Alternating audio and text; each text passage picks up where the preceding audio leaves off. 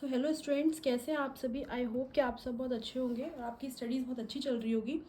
तो इससे पहले वाले वीडियोस में हम परागण कवर कर चुके हैं। अब हम इस पैराग्राफ से आगे की चीज़ें कवर करते हैं। चलिए फिर इसी के साथ शुरू करते हैं।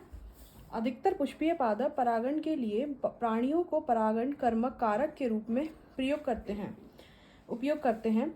मधुमक्खियाँ, भौरे, तितलियाँ, बर्ड, चींटियाँ, शलभ या कीट पक्षी,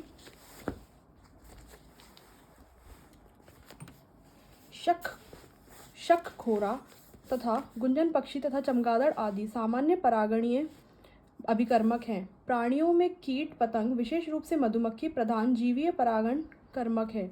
यहाँ तक कि बड़े नर वानरगण के प्राणी लीमर या लेम्यूर, वृक्षवासी, शाखाचारी, कृंतक और यहाँ तक कि सरीसृप वर्ग गीको छिपकली तथा उपवन छिपकली भी कुछ प्रजाति के पादपों के परागण के लिए सक्रिय पाए गए हैं।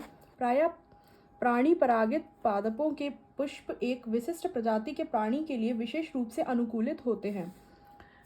सॉरी यार, आप लोग को दिख ही नहीं रहा होगा बच्चों। अधिकतर कीट परागित पुष्प बड़े, रंगीन, पूर्ण सुगंध युक्त तथा मकरंद से भरपूर होते हैं। जब पुष्प छोटे होते हैं तब अनेक पुष्प एक पुष्पवृंत में समूहबद्ध होकर अधिक उभर आते हैं।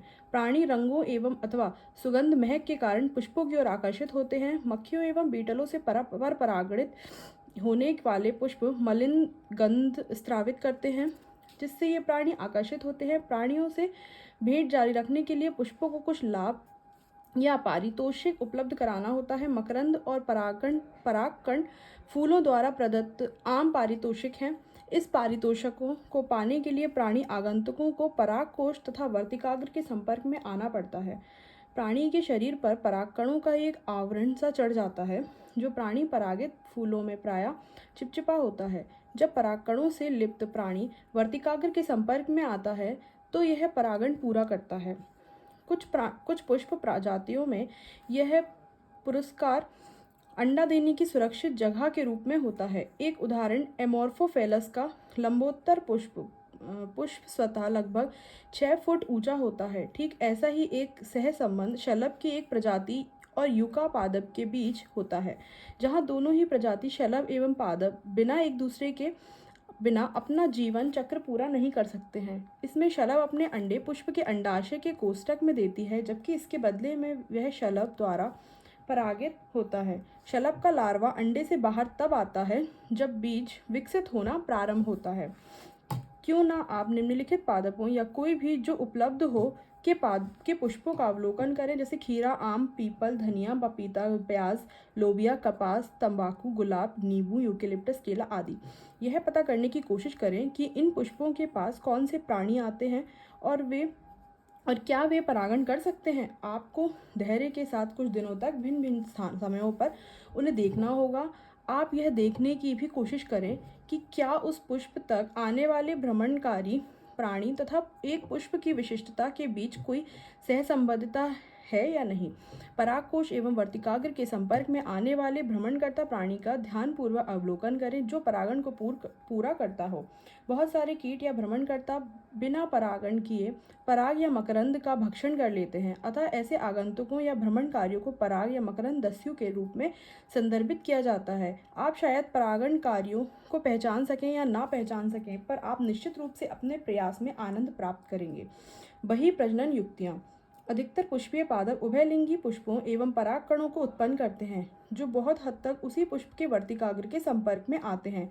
निरंतर स्वपरागण के फलस्वरूप प्रजनन में अंतः प्रजनन अवनमन होता है। पुष्पीय पादपों ने बहुत सारे ऐसे साधन या उपाय विकसित कर लिए हैं जो स्वपरागण को हतोत्साहित एवं परपरागण को प्रोत्साहित करते हैं। कुछ प्रजातियों में पराग अवमुक्ति एवं वर्तिकाग्र ग्राह्यता समकालीन नहीं होती। या तो वर्तिकाग्र के तैयार होने से पहले ही पराग अवमुक्त कर दिए जाते हैं, या फिर परागों के झड़ने से काफ़ी पहले ही वर्तिकाग्र ग्राह्य बन जाता है। कुछ प्रजातियों में परागकोश एवं वर्तिकाग्र भिन्न स्थानों पर अवस्थित होते हैं, जिससे उसी पादप में वर्तिकाग्र के संपर्क में नहीं आ पाते। दोनों ही युक्तियां स्वयुग्मन को स्वयुग्मन रोकती हैं। अतः अंतः प्रजनन रोकने का तीसरा साधन स्व आसामंजस्य है। यह एक वंशानुगत प्रक्रम तथा स्वपरागण रोकने का उपाय है। उसी पुष्प या उसी पादप के अन्य पुष्प से जहाँ बीजांड के निषेचन को, पराग अंकुरण या स्त्री केसर में पराग नली का वृद्धि को रोका जाता है, स्वपरागण को रोकने के लिए एक अन्य साधन है एक लिंगीय पुष्पों का उत्पादन। अगर एक ही पौधे पर नर और मादा दोनों ही पुष्प उपलब्ध हो, जैसे अरंड, मक्का, उभयलिंगाश्रय, यह स्वपरागण को रोकता है, ना कि सजात पुष्पी परागण को।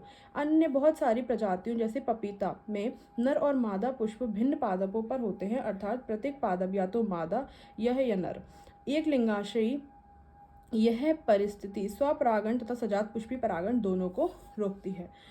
तो इस वीडियो में इतना ही। नेक्स्ट वीडियो में हम पराग स्त्री केसर संकर्षण पारस्परिक क्रिया की बात करेंगे। तो मिलते हैं फिर नेक्स्ट वीडियो में। Okay students, thank you, take care, bye bye.